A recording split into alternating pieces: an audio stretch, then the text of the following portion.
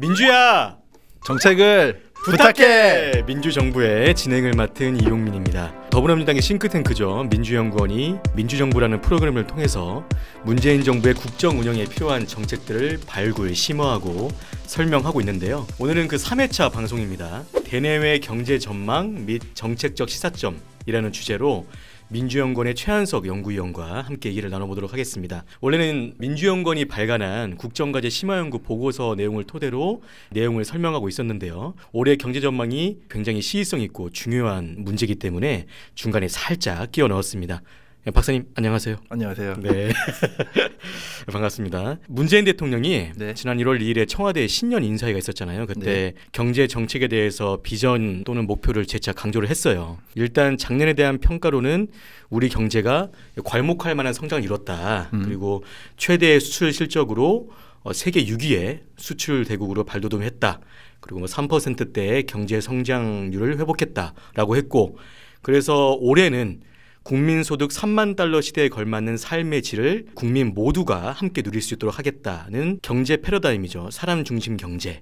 항상 강조하고 계시잖아요. 그래서 그 내용에 대해서 다시 한번 환기를 시켰는데, 이러한 경제 정책을 제대로 추진하기 위해서는 어쨌든 국내 경제가 어떻게 돌아가는 것이냐가 굉장히 중요한 문제일 것 같아요. 그래서 맞습니다. 일단 국내 경제 흐름을 좀 살펴보기 전에 세계 경제 흐름부터 보죠. 최근 글로벌 경제 흐름이 좀 어떤지 설명해 주신다면. 최근의 글로벌 경제는 한마디로 얘기해서 굉장히 좋습니다. 분위기가. 경기 개선 폭이 점차 확대되고 있고요. 특히 또 인상적인 부분이 선진국과 신흥국이 같이 성장하는 소위 얘기하는 동반 확장 국면이 지속이 되고 있는 상황입니다. OECD에서 발간한 자료를 보면 그 OECD에서 주요 45개 국가들의 데이터를 수집을 하는데, 이 국가들이 2008년 글로벌 금융위기 이후에 처음으로 전부 다 플러스 경제 성장을 기록을 했고요. 골고루 그렇게 그렇습니다. 성장하고 있다는 이 얘기인 즉슨 말씀하신 것처럼 특정 국가에 의존해서 성장을 하는 게 아니라 지구촌 곳곳에서 전반적이고 완연하게 성장이 나타나고 있다라고 할 수 있습니다. 그래도 지역별 편차가 있을 것 같긴 한데. 그렇죠. 지역적으로 편차가 없진 않지만 그래도 동시에 다 플러스 성장을 보이고 있다라는 점이 중요한 것 같고요. 과거에는 사실 이런 적이 드물었거든요. 아, 그렇습니까? 그리고 실제로 이렇게 경기가 반등한 것도 얼마 되지가 않았어요. 다들 기억하시겠지만 2016년 상반기까지만 해도 글로벌 경기가 굉장히 어두웠습니다. 선진국들의 평균 소비자 물가 상승률이 0%대를 지속을 하면서 디플레이션 우려가 굉장히 컸고요. 또 원자재 가격이 당시에 국제유가 두바이유 기준으로 20달러대까지 떨어져가지고 그 당시에 뭐 한국에서도 운전 많이 하시는 분들이 굉장히 좋아했죠. 기름값이 싸졌다고. 원자재 가격이 바닥을 치면서 주요 자원 수출국의 국가 재정이 악화가 되고 통화 가치가 폭락하고, 그러면서 전체적인 경제난이 가중되는 상황이었습니다.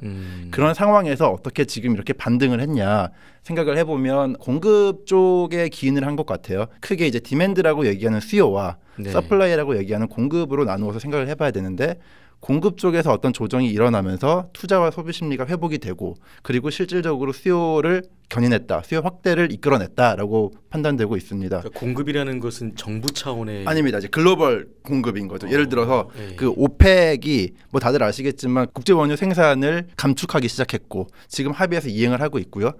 또 중국에서 철강이나 전자제품 업계에서 자체적인 구조조정 또는 M&A가 일어나면서 생산 캐파가 상당히 줄어들었습니다.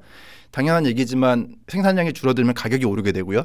제품 가격이 오르니까 기업들의 매출이나 이윤이 명목적으로 오르고, 기업들이 이 이윤을 가지고 다시 설비 투자나 재고 투자를 확대한 거죠. 그러니까 어쨌든 글로벌 경제 주체라는 측면에서 공급을 말씀하시는 거고, 세계 경기가 어쨌든 전반적으로 상승 흐름을 타고 있는 추세다라는 말씀이신데, 그래서 2018년도 올해 전망은 좀 어떤가요?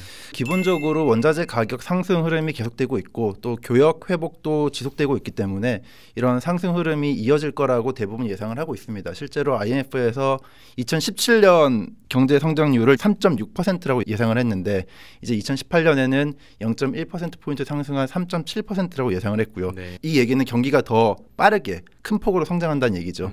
다만 이제 지역적으로 아까 말씀하신 것처럼 편차가 좀 나타날 거라고 예상을 하는데, 선진국 같은 경우에는 상승 흐름은 이어지는데 그 힘이 둔화될 것이다라고 보입니다. 기본적인 이유가 주요 국가들의 경기 지표들을 좀 살펴보면 순환적인 하락세는 둔화가 확실히 됐는데, 지속적으로 이렇게 상승을 견인할 수요의 힘이 약한 것 같다라고 보여지고요. 특히 저는 개인적으로 미국이 뭐 어쨌든 간에 글로벌 경제에서 굉장히 중요한 위상을 차지하고 있는데, 미국 시장의 내구재 소비가 어떻게 움직이는가에 따라서 큰 영향을 받을 거라고 저는 개인적으로 판단을 하고 있습니다. 반면에 신흥국 같은 경우에는 개선폭이 확대되면서 성장 모멘텀이 강화될 거라고 예상이 되는데요. 특히 그중에서도 주목할 만한 국가가 인도입니다.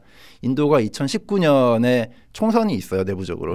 근데 지금 정권을 잡고 있는 모디 정부가 총선 때문에 올해 재정 확대를 통해서 경기를 부양할 것이다 라는 전망이 우세하기 때문에 2018년도 금년에 한 7% 수준의 경제 성장률을 달성할 거라고 생각이 되고 또 한국과 굉장히 밀접한 국가인 중국 같은 경우에도 기본적으로 내수 중심의 성장 모델로 전환이 지속되는 가운데 정부 당국이 유동성 관리를 강화하고 공공 인프라 투자를 확대함으로써 6% 중반의 견조한 성장을 이어가지 않겠는가 그렇게 보고 있습니다. 경제가 지속적으로 성장할 거라고 예상이 됨에도 불구하고 여전히 경기 하방 리스크는 상존하고 있는 상황이고요. 네. 많은 전문가들이 얘기하는 게 글로벌 보호무역주의나 통화 긴축 기조를 얘기하고 있습니다. 특히 통화 긴축 기조 같은 경우에는 뭐 잘 아시겠지만 미국 연준이 계속해서 기준금리를 올리고 있고요. 네.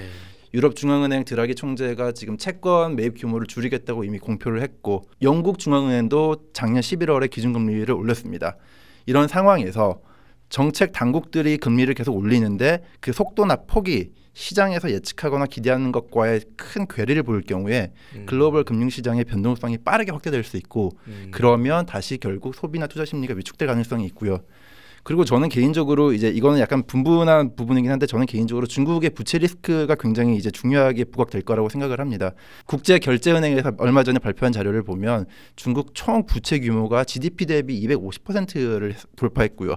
그리고 굉장히 빠르게 증가를 하고 있는데 그 속도도 속도지만 사실 더 무서운 건 이게 정확하게 잘 모른다는 거죠. 그림자 금융이라고 그래서 중국은 일일이 다 숫자로 파악이 안 되는 부분이 굉장히 많습니다. 근데 이게 어느 순간에 빵 터졌을 때 과연 이 리스크가 감당이 되겠느냐 그런 부분에 대해서 우려가 큰 것이 사실입니다. 어쨌든 세계 경제가 작년까지 회복의 흐름세에 있었고 올해부터도 회복의 흐름세를 유지할 거다라는 말씀이셨고 네. 근데 어쨌든 지역별로 편차가 나타날 수 있고 방금 말씀하셨던 위험 요소가 있을 수 있다라는 말씀이신데 그러한 요소들이 그동안 국내 경제, 작년까지의 국내 경제는 어떻게 영향을 미쳤는지 좀 전반적으로 평가해 주신다면. 기본적으로 글로벌 경제가 지속적으로 성장을 하면서 세계 교역이 회복이 되고 원자재 가격이 오르면서 물가가 상대적으로 안정적으로 움직이고 네. 그러면서 국내 경제도 그 덕을 보면서 같이 성장을 그렇죠. 했습니다. 네. 실제로 2017년 3분기 GDP가 전년 동기 대비 3.8% 성장을 했고요. 이게 굉장히 많이 성장한 맞습니다. 깜짝 성장이라고 보통 표현을 했죠. 네네네. 그리고 4분기 확정치가 아직 나오진 않았지만 4분기 성장률이 0%라고 가정을 해도 연간 대충 3.1% 경제 성장을 달성을 하는 거거든요. 3%대 성장률은 확실시 보장한다. 됐다는 네네네네. 얘기죠. 그래서 이제 2014년 이후에 3년 만에 3% 경제 성장률이 확실시 됐다라고 네. 얘기를 하는 거고요. 회복 패턴을 좀 보면 글로벌 경제 회복 기조와 유사하게 투자가 성장을 견인을 했어요. 건설 투자와 설비 투자가 작년 상반기에 전년 동기 대비 각각 9.4%, 15.9% 증가하면서 빠르게 큰 폭으로 증가를 한 거죠.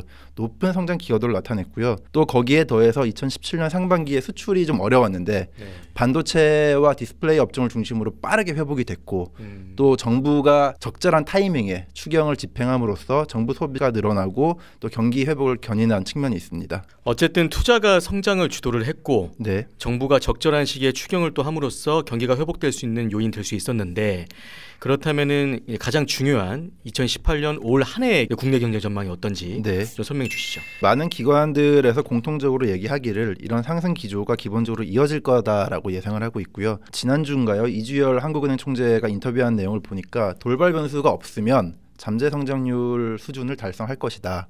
이제 잠재 성장률이라는 게 한 국가의 모든 생산 요소를 풀로 가동을 했을 때 물가 인상이 없이 달성 가능한 최대 잠재치를 얘기하는 건데 추정치죠. 쉽게 얘기해서 한국은행에서 지금 2018년 잠재 성장률을 2.8%, 2.9%라고 예상을 하고 있으니까 그 정도 수준이 될 것이다라고 이제 다들 얘기를 하고 있습니다. 다만 지금까지 투자가 성장을 견인해 왔다면 이제 투자가 조정이 불가피하게 보이고 소비가 그중에서도 민간 소비가 성장을 이끄는 흐름으로 바뀌지 않을까 예상을 하고 있습니다. 투자가 지금까지 굉장히 빠르게 빠르게 증가해 왔는데 여러 가지 지표들을 보면 조정이 불가피한 것처럼 보이고 그중에서도 설비 투자는 네. 기본적으로 올해도 반도체나 스마트폰 같은 업종에서 기업들이 투자 계획을 이미 수립을 했기 때문에 규모 면에서 상당한 수준을 유지할 거라고 생각이 되는데 문제는 이제 건설 경기입니다. 건설 투자가 이미 조정을 받고 있는 것 같아요. 그렇죠. 네. 여신 심사가 강화되면서 주택 수요가 감소하고 있고요. 네. 또 과잉 공급 우려가 확대되면서 신규 착공 숫자도 줄어들고 있고요. 그렇겠죠. 그 와중에 중앙정부가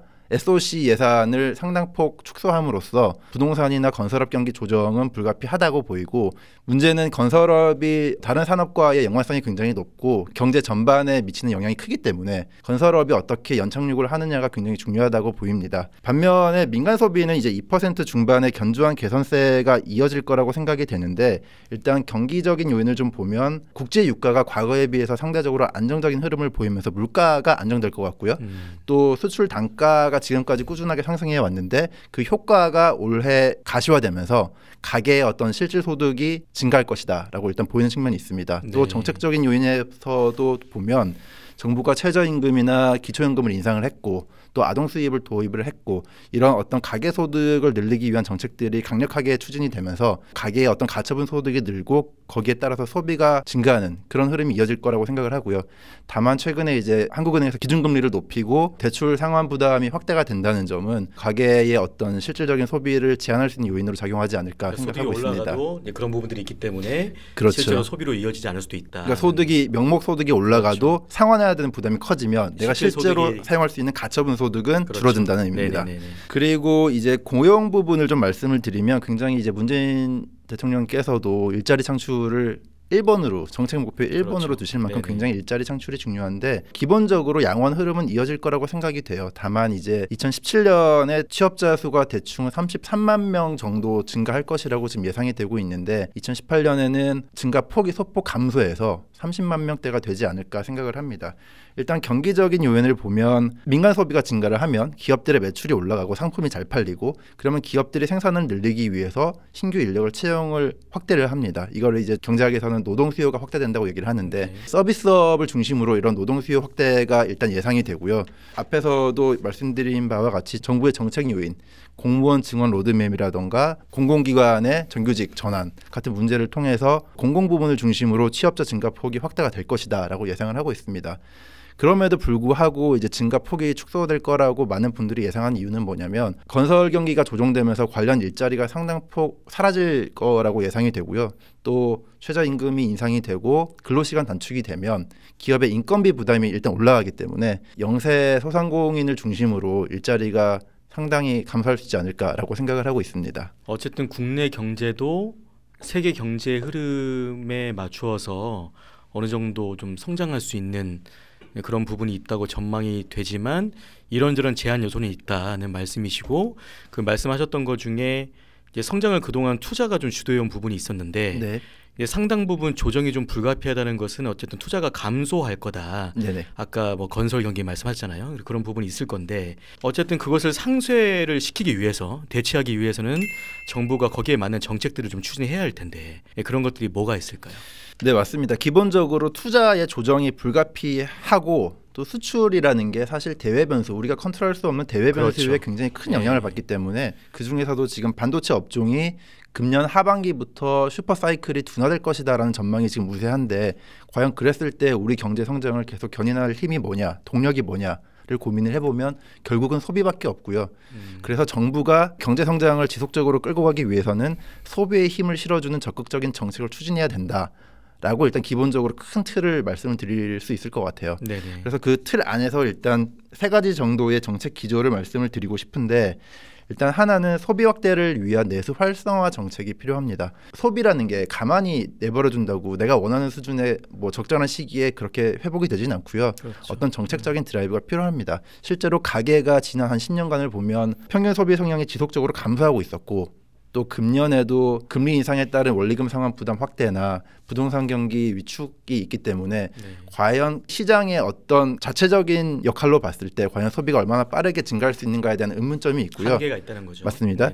그래서 정부의 역할이 중요하다라는 얘기입니다. 그 방안들이 제시되는 것들 가운데 일단 가장 중요한 거는 재정을 지출하는 게 정부의 역할이니까 일자리나 복지 관련된 예산을 적극적으로 조기 집행함으로써 소비 심리의 회복을 견인을 하고 또 이 예산이 마중물 역할을 해서 실제 시장의 민간 소비를 확대시키는 그런 역할을 해야 된다고 생각을 하고 있고요. 올해 예산이 반영된 부분에도 그런 부분이 충분히 의지가 좀 반영이 됐죠. 맞습니다. 근데 실제로 그게 강력하게 지속적으로 집행이 되느냐는 또 다른 이슈라고 저는 생각을 하기 때문에 실제 집행으로 실제로 행정부에서도 그런 부분에 대해서 염두를 두고 예산을 집행해야 된다고 생각을 하고 있고요. 또 취약계층에 대한 지원이 또 중요하다고 생각을 합니다. 현 정권에서 추진하고 있는 최저임금이나 기초연금 인상 등이 그 대표적인 예인데 취약계층은 상대적으로 한계 소비 성향이 높습니다. 한계 소비 성향이라는 게 추가적으로 소득이 발생했을 때 이 추가 소득에 대해서 얼마만큼 소비를 하는가에 대한 이슈거든요. 부유층은 상대적으로 이미 자신들이 필요한 거를 다 갖추고 있으니 추가적으로 소득이 발생해도 소비가 많이 일어나지 않지만 취약계층은 추가적으로 소득이 발생했을 때 그중에서 상당 부분을 소비로 활용하는 경향이 있고요. 그래서 실제적으로 취약계층에 대한 지원을 확대하는 게 민간 소비를 활성화시키는 데 굉장히 중요한 포인트라고 얘기할 수 있습니다. 두 번째 정책 기조에 대해서 좀 말씀을 드리면 금리 인상에 따른 한계 가구 지원을 강화해야 된다라고 생각이 됩니다. 글로벌 금리 인상 기조가 일단 계속 지속되고 있고 한국은행이 기준금리를 올리는 추세도 당분간 지속될 거라고 다들 예상을 하고 있는데 금리가 올라도 가계 전체적으로는 소득이 오르고 금융자산에 따른 수익이 증가하기 때문에 큰 부담이 없는 걸로 일단 분석이 되고 있습니다. 한국은행에서 발표한 자료에 따르면 앞으로 대출금리가 1% 상승을 해도 가계 전체 평균적인 DSR이 이제 차주의 소득 대비 연간 원리금 상환 비율을 얘기하는데 가계 전체 DSR이 1.5%포인트 정도밖에 오르지 않기 때문에 평균적으로 큰 상환 부담은 없다라고 얘기를 하고 있고요. 어쨌든 금리가 올라가면 가계에 부담을 준다는 것은 일반적인 생각인데 모든 요소들을 종합적으로 고려했을 때 가계에 큰 부담을 주진 않는다. 금리가 오르면 그만큼 금융자산을 통해서 얻는 소득도 따라서 오르기 때문에 그렇기 때문에 트레이드오프 가 돼서 맞습니다. 수익을 얻을 수 있는 부분이 충분히 있기 때문에 영어 잘하시네요. 맞습니다. 부담을 덜 받는다는 말씀이시죠. 근데 이런 경우에 문제가 되는 게 가계 평균적으로 보면 그러면 과연 소득이 불안정하거나 금융자산이 없는 사람들은 어떡하냐 그런 문제가 발생을 하는 거죠. 그런 사람들이 보통 이제 한계 가구라고 저희는 지칭을 하는데 이 한계 가구에 대한 지원을 확대해야 된다고 저희는 생각하는 거고요. 특히 이게 중요한 게 한계 가구의 차주들 자체도 굉장히 어려움을 겪을 수 있고 이제 그런 부분이 중요하겠지만 사회 전체적으로도 이게 중요한 이슈인 게 뭐냐면 이분들이 대부분 다중채무자인 경우가 많습니다. 이 얘기인즉슨 은행에서도 돈을 빌리고 카드사도 빌리고 저축은행도 빌리고 이런 상황에서 한 군데서 어떤 부실이 발생을 하면 이게 네트워크 이펙트 때문에 경제 전반으로 확대가 될 수 있는 거죠. 그러면 또 역시나 소비 심리가 빠르게 감소할 수 있습니다. 그래서 이런 한계 가구에 대한 지원을 마련하는 게 지금 최근의 상황을 볼 때 꼭 필요하지 않나라고 생각이 되는 입장입니다. 한계 가구를 지원할 수 있는 정책들이 뭐 어떤 부분들이 있을까요? 여기서 구체적으로 얘기하기는 너무 디테일한 것들이 많아서 대부분 이제 금융위원회에서 주도적으로 그런 대책들을 지금 마련하고 있고요. 관계부처 합동 회의를 통해서 금융적인 맞습니다. 뭐 부동산 분야에 관련된 그런 정책들이 단순하게 부채 비율만 가지고 대출을 쫓는 거는 안 좋은 것 같아요. 제 개인적인 생각이지만 그러면 이제 이 사람들이 제도권 안에 머물지 못하고 비제도권으로 밀려나기 때문에 일종의 풍선 효과가 발생할 수가 있고요. 이게 굉장히 위험한 거거든요. 그리고 차주들의 어떤 개개인적인 어떤 맞춤형 대출 지원 시스템이 필요한 것 같아요. 청년층이라던가 신혼부부 이런 가구들은 상대적으로 지금 현재 돈을 빌려주는 거는 돈을 빌리는 사람 개인의 소득에 의해서 지금 판단이 되는데 신혼부부 같은 경우에는 가정의 소득으로 대출이 일어나도 충분히 그게 상환 능력이 저는 충분하다고 판단이 되기 때문에 그런 어떤 맞춤형 지원 대책이 필요하고 그리고 정말 디폴트 발생 위기가 높은 차주들은 미리 그 채무 부담을 줄여줌으로써 일정한 요건을 충족을 시킨다면 그 채무를 소각을 해주는 그런 방안들을 극단적인 경우에는 시행을 함으로써 전반적인 리스크를 관리하는 게 필요하지 않을까 생각이 되고 있습니다. 어쨌든 국내 경기에 제한적으로 작용될 수 있는 요소들을 상쇄시키기 위해서 정부가 정책들을 추진하는 데 있어서 말씀하신 걸 정리하면 국민들의 소비 심리를 개선하는 게 중요하다. 네네. 그래서 국민들의 어떤 실질 소득을 향상시키고 고용까지 늘리기 위한 정부의 역할이나 어떤 정책들이 중요하고 실질 소득을 늘리기 위한 여러 가지 측면에 있어서 어떤 정책들도 좀 보완이 돼야 될 것 같고 실제로 소비가 올라가고 고용도 증가하고 그러면 경기가 회복될 수 있는 그런 부분들이 있다는 이제 말씀이시죠? 네, 맞습니다. 네. 앞에서 제가 두 가지를 말씀드렸는데 그 두 가지가 소비를 증가시키기 위한 소비를 확대시키기 위한 정책 방향이었다면 마지막으로 말씀드리고 싶은 거는 잠재 성장률 자체를 높일 수 있는 정책이 필요하다라는 측면에서 얘기를 좀 하고 싶은데요. 많이 얘기하는 새로운 산업 육성, 신산업 육성이 필요하다고 생각이 듭니다. 네. 한국 경제 잠재 성장률이 사실은 계속 하락하고 있어요. 2000년대 초반에 5% 정도로 추정이 됐었는데 지금은 아까도 말씀드렸지만 2% 후반 정도까지 떨어졌고요. 굉장히 많이 떨어졌네요. 맞습니다. 네. 거의 반토막이 났죠. 그 원인이 여러 가지가 있지만 가장 이제 전문가들이 꼽는 게 저출산이나 고령화가 일단 하나가 있고 또 제도적인 측면에서는 규제가 너무 높아서 혁신이 제대로 일어나지 못하고 있다라는 측면이 있습니다. 특히 한국 같은 경우에는 서비스업의 생산성이 굉장히 낮은 다른 국가들에 비해서 굉장히 낮은 수준을 유지하고 있고요. 이 서비스업을 중심으로 새로운 혁신이 일어나는 게 필요한데 그러기 위해서는 규제 개혁이 반드시 필요하다라고 보여집니다. 지금 한국 같은 경우에는 규제가 파지티브 형식이에요. 파지티브 형식이라는 게 법령이나 시행령에 이거는 돼라고 써 있는 거거든요. 그러면 그거 말고는 다른 거 하는 건 다 불법이에요. 근데 최근에 이슈가 되는 게 이걸 네거티브 방식으로 바꾸자. 네거티브 방식이라는 건 이거 빼고는 다 해. 맞습니다. 예. 이거 빼고는 다 해도 돼.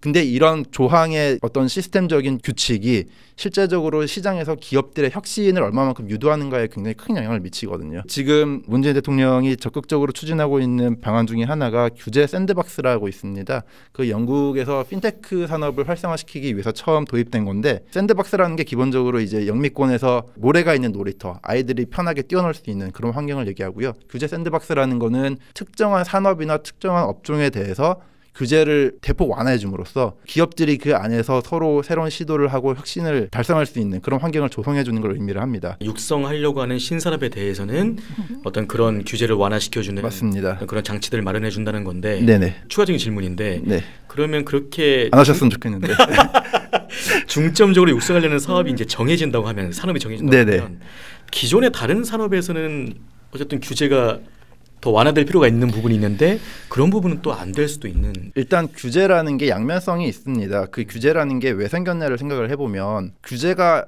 혁신을 저해시킬 수도 있지만 규제라는 게 반드시 필요하기 때문에 처음에 만들어진 측면도 있거든요. 예를 들어서 의약품이나 식품을 규제를 다 없애버리면 굉장히 불량식품이나 안 좋은 검증되지 않은 그런 제품들이 돌아다닐 수도 있으니 규제라는 걸 무작정 철폐한다고 좋은 건 아니고요.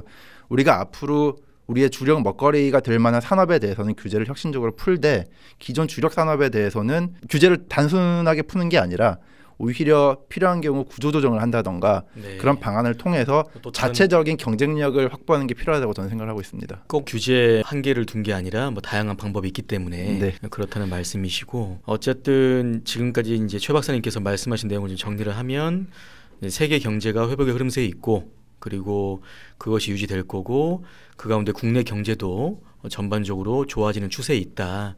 하지만 이런저런 제약 요소들이 있기 때문에 정부가 거기에 맞는 정책들을 추진할 필요가 있다는 네네. 내용이셨어요. 어쨌든 대통령께서 그 강조하셨던 게 삶의 질이라고 하셨거든요. 삶의 질 문제인데 네네. 어쨌든 문재인 정부가 줄곧 강조하고 있는 사람 중심 경제 그것의 축을 이루는 게 실질 소득을 늘리는 소득주도 성장 그리고 또 방금 얘기하셨지만 혁신 성장 그리고 또한 그것을 보완할 수 있는 공정 경제 이게 큰 축인데 이 모든 것들이 그 삶의 질을 지향하고 있는 것 같고 그리고 뭐 계속 기사화되고 있는 거지만 뭐 낙수 효과에서 분수 효과로 뭐 대기업 중심에서 가계와 사람 중심으로 경제 정책의 패러다임이 전환되고 있는 것도 그것의 연결선상에 있는 것 같고요. 그래서 정부의 선제적인 정책 마중물이라고 해야 되나요? 네, 그런 것들이 경제시장의 사이클을 좀 선순환 구조로 만드는 그런 상호 보완적인 역할을 한다고 이제 볼 수 있겠죠. 맞습니다. 예. 이거를 촬영을 한다고 얘기를 듣고서 제일 우려됐던 점이 네. 일반적으로 경제 전망을 보시는 분들이